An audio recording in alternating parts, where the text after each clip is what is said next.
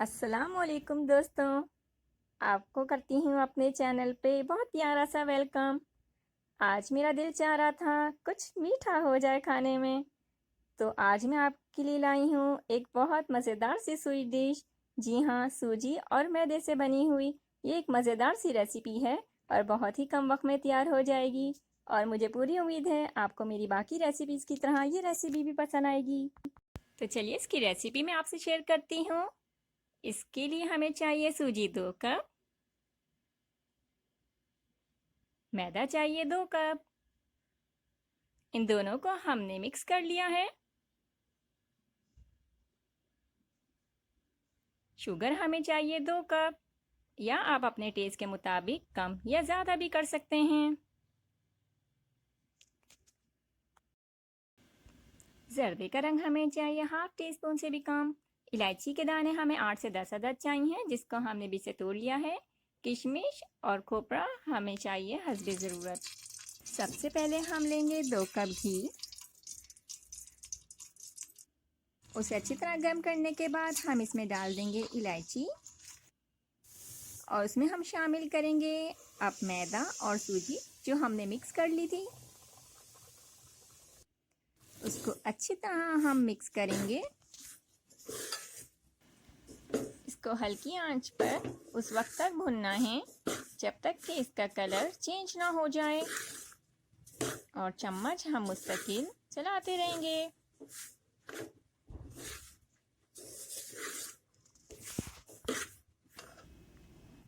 ये देखिए इसका कलर काफ़ी हद तक चेंज हो गया है और घी भी इसका अच्छी तरह जज्ब हो गया है। यहाँ इस पॉइंट पर अगर आपको लगता है कि घी कुछ कम है तो आप इसमें थोड़ा घी और भी ऐड कर सकते हैं। इसको अच्छी तरह भूनने के बाद हम इसमें अब शामिल करेंगे जर्दे का रंग और उसको अच्छी तरह मिक्स करेंगे।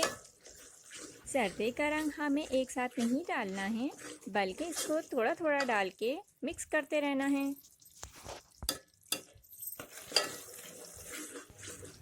इसके बाद हम शामिल करने लगे हैं शुगर, जो कि आप करेंगे अपने टेस्ट के मुताबिक। और अब हम इसमें शामिल करेंगे बारीक कटा हुआ खोपरा और किशमिश, जो कि आप अपनी ज़रूरत के मुताबिक लेंगे।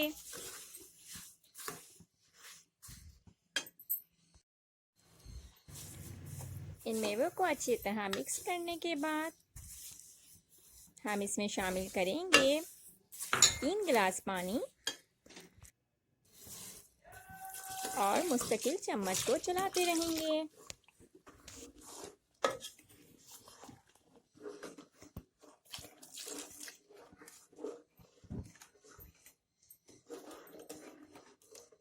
इसको उस वक्त तक पकाना है जब तक कि पानी खुश्क ना हो जाए और हलवा गाढ़ा ना हो जाए। ये देखिए अब काफ़ी हद तक इसका पानी रिड्यूस हो चुका है और ये गाढ़ा भी हो गया है। इसको हल्की आंच पर ही हमें पकाना है, तेज़ आंच पर इसको हमें नहीं रखना है।